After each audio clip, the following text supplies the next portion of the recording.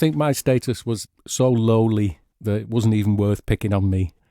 A kind of a geeky, the brainy kids in the top stream who try to outsmart the bullies with the witty retorts.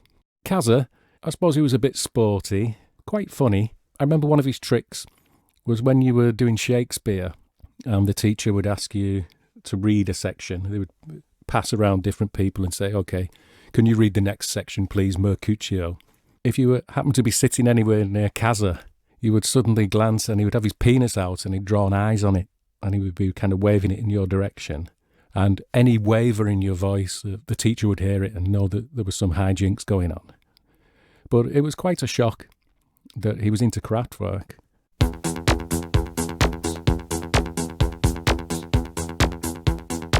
I'm Brian Carney. I grew up in St Helens in Merseyside in the 60s and 70s. The thing about St Helens, it was a bit of a cultural vacuum. Local entertainment was drinking in pubs, watching the rugby. That was it, really. The school was really a funnel for the glass factory or the mine. We were just turning 16 and the school had invested in this new building, the fifth form centre. So it had a little kitchen, couches and things, and it had a record player, heavily policed by the tough kids. Anyway, this guy, Kazza, he came in with these two 12-inch singles. They were both Kraftwerk. I mean, I knew of Kraftwerk from, it must have been 1974, when Autobahn had made the charts. But it was really seen as kind of a novelty single. One time they'd been on Tomorrow's World when they were talking about the technology that they use. These very stiff Germans in shirts and ties. So it was something I'd never investigated. He put these records on. Instantly, it just resonated with me.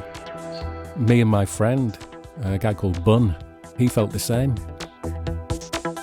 And on the back, the classic picture from the stood in formation with the red shirts, in profile.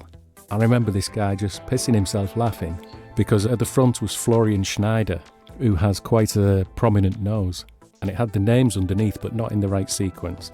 And he thought this was Ralph Hooter, so he's saying this guy's name's Hooter, and he's got this massive nose. At the end of the day, Kazza said, I'm not really that bothered about these, you can buy them if you want. I bought one, Bun bought the other, they were just instantly obsessed. And then some new Kraftwerk material started popping up to promote the forthcoming album, which was Computer World, which was released in 1981. So, of course, on the day of release, we ran out and bought that. On first listening, it just resonated with me, like it was a new bold mission. Computer, as they were at the time, on the front cover with the voice, almost like the speaking clock, because it was the instruments that were doing the singing, the machines were singing. We would go round to this guy's house at lunchtime, a really nice sound system, this kind of finding the magic, mythologizing technology. It was a real juxtaposition, counter to what was going on in the real world.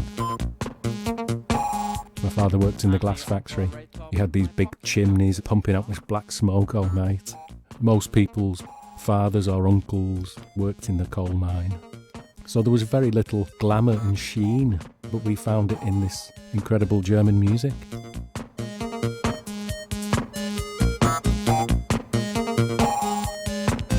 I am adding. If I plug it in And subtracting. and then I turn it on. Do you say it? 70. Elephant. Finger. Orange.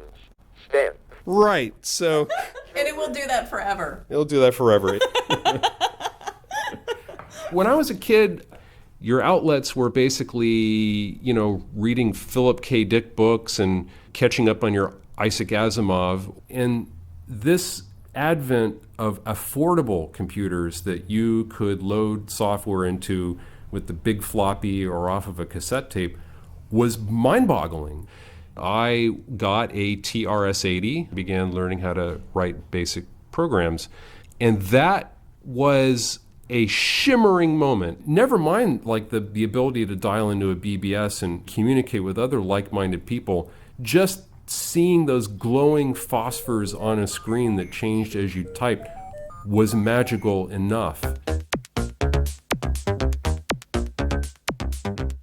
When Kraftwerk came out with Computer World, it was really a monumental moment. I wrote countless iterations of my favorite arcade games that cost too much to play at that time, like Missile Command, and tried to play them and realized like all the go sub and string errors that I'd made, or you should have used a colon instead of a semicolon.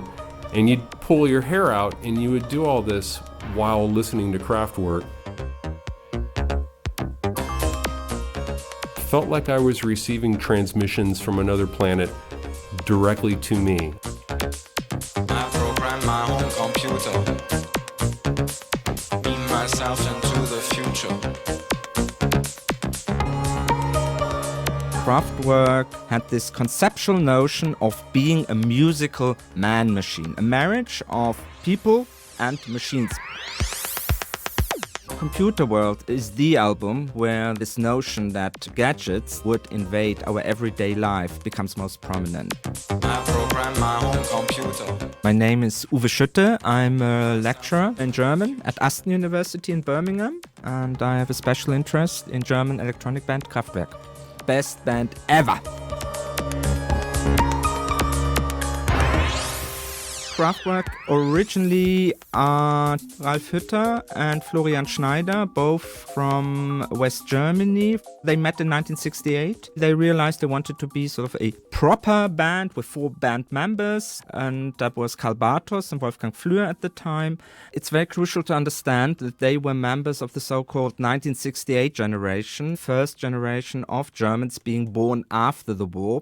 So this was a generation that questions their parents' compliance and the opportunism with the Nazi regime. They wanted to build a new 0 hour of Germany, this notion of starting from scratch. And that also involved inventing a new type of German music, a music that was not modeled on British or American bands, and what would be more German in a way than the Autobahn, and what would be more German in a way than technology. It would be nice if it would turn on. There we go. It's the coolest thing in the world.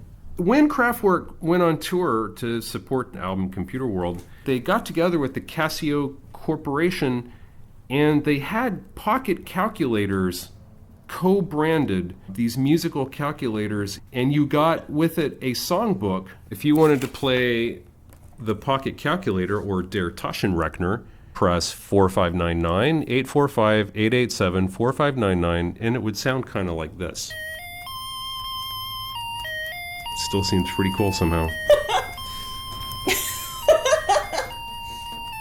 I'm Jennifer Huber, and I live in Tampa, Florida. I'm David Sanborn, and I have the pleasure of being married to Jennifer.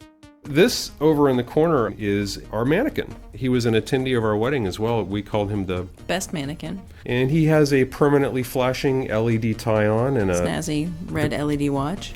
Well, he's actually standing behind the podium that we created for the wedding. We're quite proud of it. It looks like we have a concert that's about to break out at any given moment in our living room. It's been exactly a year since we got married in our Kraftwerk themed wedding. Oh my God, I had a meltdown. Suddenly we realized like, oh no, we have to be like really Kraftwerk.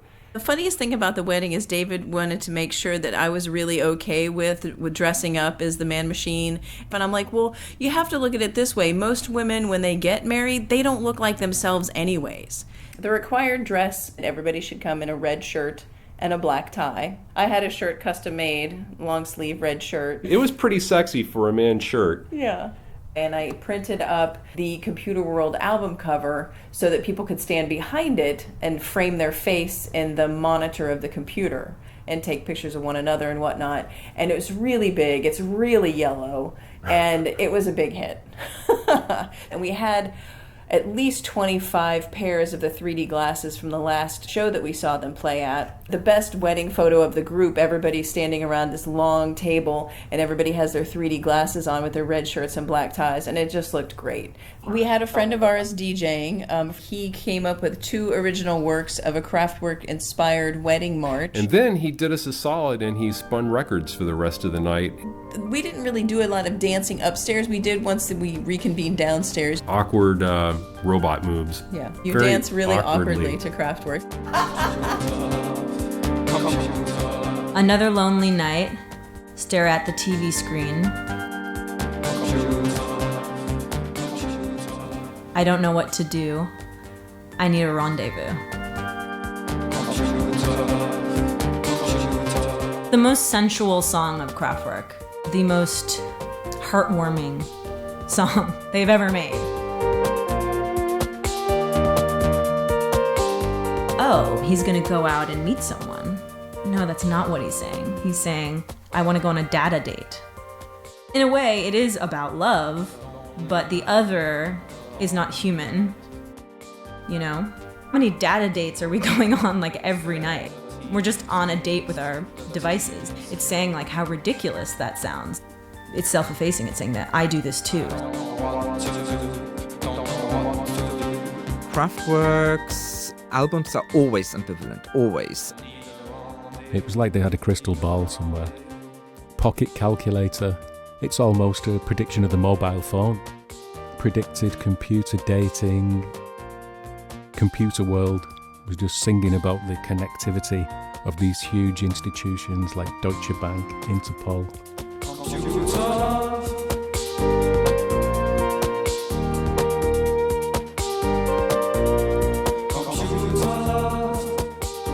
Computer world is obsessed with this notion of state surveillance, state harvesting of data, using of computerized technology for surveillance purposes.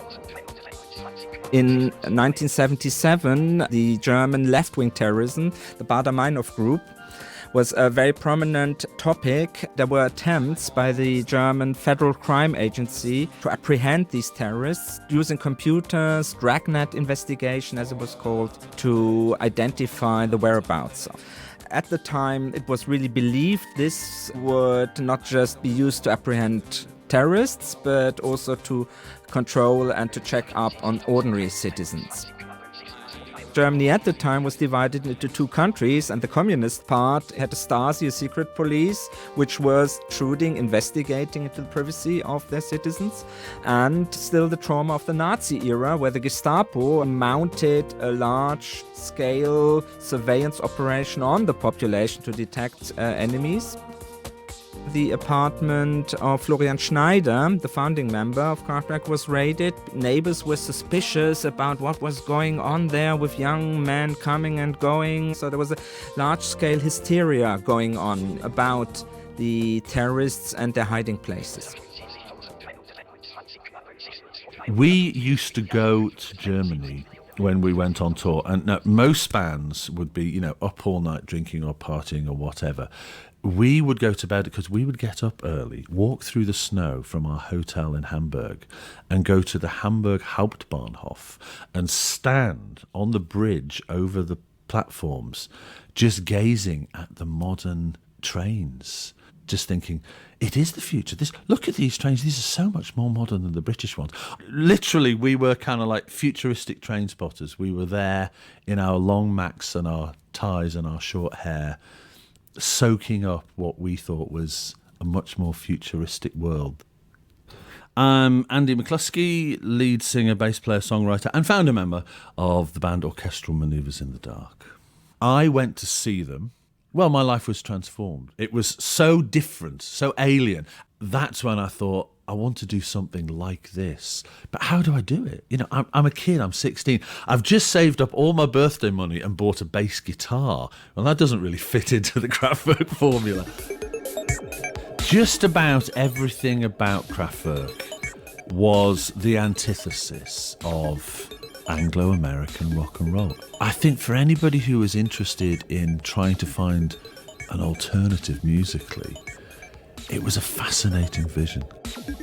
And the first time that my band went to Germany to tour, we're in the home of Kraftwerk, I remember finding the Kraftwerk studio. You couldn't get in, nobody could ever get in. I only got in there 2 years ago. Now that Kraftwerk have moved out, I've been inside the shrine, which is just an empty room, but it's the room that changed my life.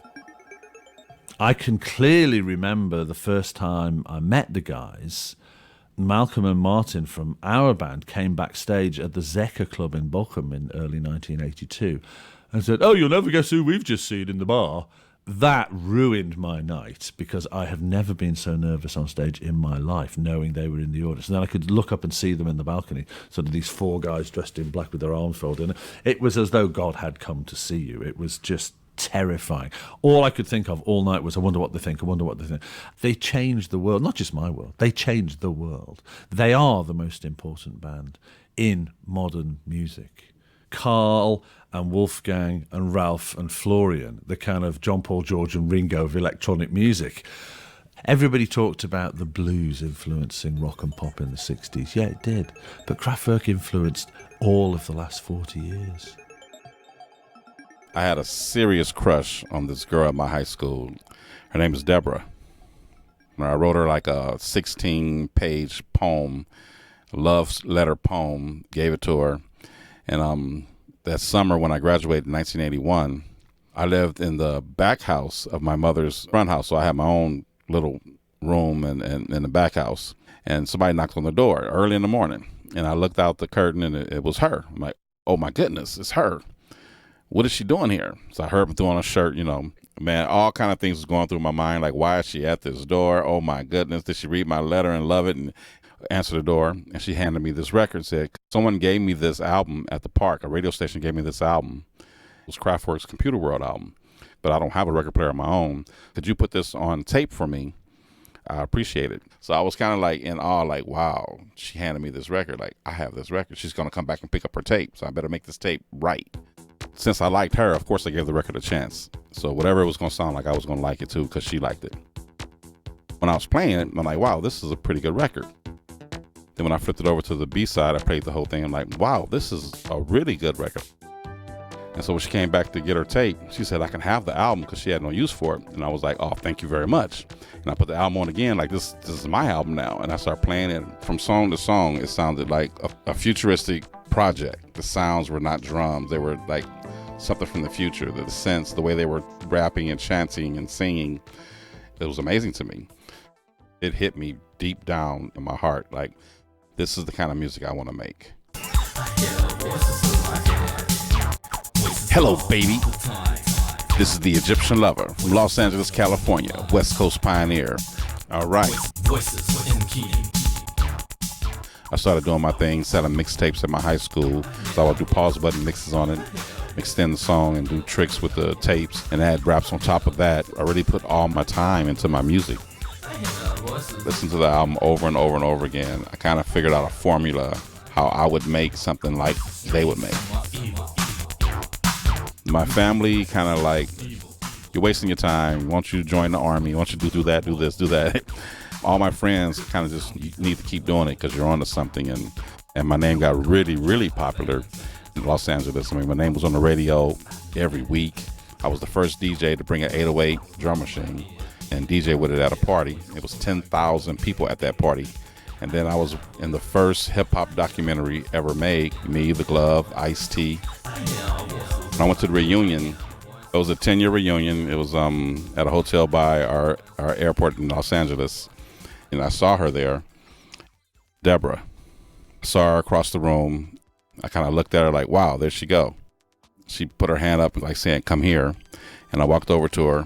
I hadn't seen her in 10 years. So when I told her about the Kraftwerk album and how that album changed my life, she had heard a few of my records on the radio and one in a club. And she was like, wow, that's my friend from high school. And I was like, I would like to be more than just your friend from high school.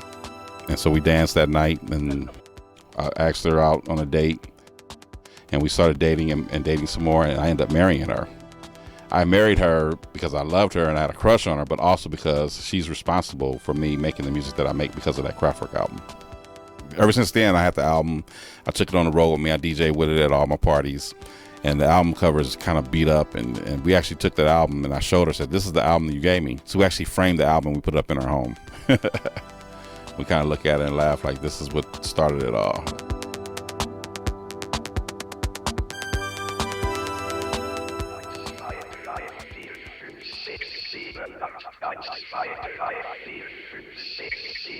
At this point, the curtains were shut, and and there was just this eins, fein, drei. And the curtains slowly pulled back. A gasp of shock went around the arena.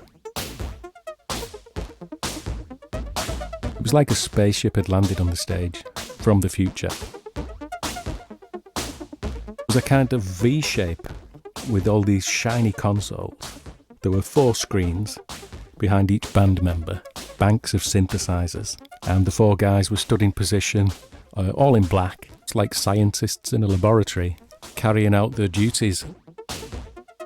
The visuals synchronized with the music, images of cars trundling along a German motorway in the 50s.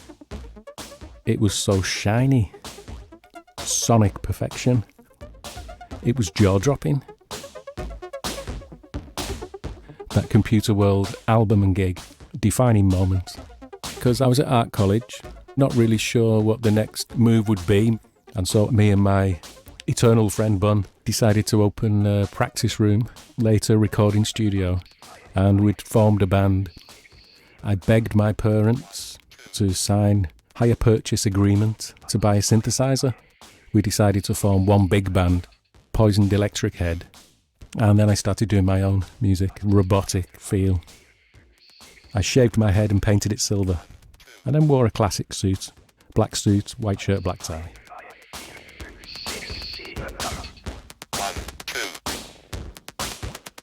It was a maroon hatchback Honda. Was maroon inside as well. You did have a bit of social capital if you owned a car. It gave you a sort of sense of pride. I thought it was a really cool vehicle. I was super into it. I was also one of the only kids who had a stick shift, a manual car, because everybody else drove automatic, so that made me a little like extra, badass. My name is Ramona Gonzales of the group Nite Jewel out of Los Angeles, California. I was just a kind of rebellious teenager. I had one friend, she was stationed in like the back area of her parents' house, so it was like a separate living space. We just did all sorts of stuff back there. Traditionally, we just smoke weed back there after school every single day, eat pizza, listen to music for hours and hours. I can remember that I was getting into my car at around 5 p.m. I was leaving to go back home to ostensibly do schoolwork, stoned. It was sunny, and I was listening to a mixtape. There was a Peter Tosh song on there. As I started to pull out of the space, everything's gonna be all right, or like whatever the name of that song is. And I was really stoned, and it just seemed really picturesque, California moment. And there was an SUV coming down the street real fast. It was just inching out of the space. She just clocked me on the side, just smashed. And her car was pretty much fine, but mine was just destroyed. I mean, it was like my pride and joy. Just, oh my God, what's happened to my car? And my mother was very, very angry. And that's when the sort of punishment aspect of the accident set in, where she said, you're gonna have to walk to school every day. One of my close friends made me couple of mixtapes to listen to as I walked to school. So I had physics at 8 a.m, and so I had to get up early, which was hard for me, and just speed walk. Maybe the second or third song on the tape was Pocket Calculator from Computer World by Kraftwerk. It was really fast. Faster than dance music at the time that I was used to listening to. I was able to keep my speed up. I thought, this is a very useful track. Even if it feels a little bit cheeky or maybe kind of ancient. So I listened to this tape every single day. And the more I listened to the song, the less retro it seemed. And the subtleties and nuances of the song started to enter my head. And instrumentation and the playing, which I could tell was live. And I remember obsessing, wondering what it was, and who are these people? I mean, it went on for, I'd say, 4 months, just down these very picturesque, quiet, Northern California residential streets. I'm controlling. Something sort of catalyzed the accident. I became more disciplined and more academic. It did mark a turning point So I went to New York to go to study in school. I was really interested in German philosophy. Kraftwerk seemed like kindred spirits, highly intellectual, highly political, making reference to what it was like to be a young person at that time and how capitalism was seen as this positive development, this savior to German culture, and yet there was something sinister about it. I always infused my songs with some sort of personal journey or strife regarding technology. By pressing down a special key, it plays a little melody. I'm a fan of mid-20th century minimal art. And just like early Kraftwerk, they were trying conceptually to be as minimal as possible and to remove the hand of the artist, but they couldn't do it because they didn't have a computer, they didn't have a laser printer, and Kraftwerk had to play things by hand. If you listen to their early albums, you can hear they're played by hand. For me, it's that balance that gives it just enough humanity and wonkiness. It's like looking at a Mondrian painting. When you get up close, you can still see his brushstrokes. You only ever saw Kraftwerk the image. They were so secretive. You imagined, do they have lives? Do they have wives and children? Do they live in houses? You know, they were just a complete mystery. After the show, I was hanging around the front of the stage looking at the equipment. This person strode on stage, and it was Florian Schneider, a very charismatic guy, but dressed in his casual street clothes, kind of tweed jacket. Meanwhile, I was dressed in a red shirt with a black tie and red lipstick. And so I was stood there gobsmacked. He nodded his head in my direction and said something to this lady, and they both laughed. Imagined, he said to her, "Can you believe that people still dress like this after all these years?" And then he turned to me, and so I just stuck my hand out, uttered the word Florian. Anything beyond that was impossible. I would have endured any kind of derision or mocking, really, just to be at such close quarters.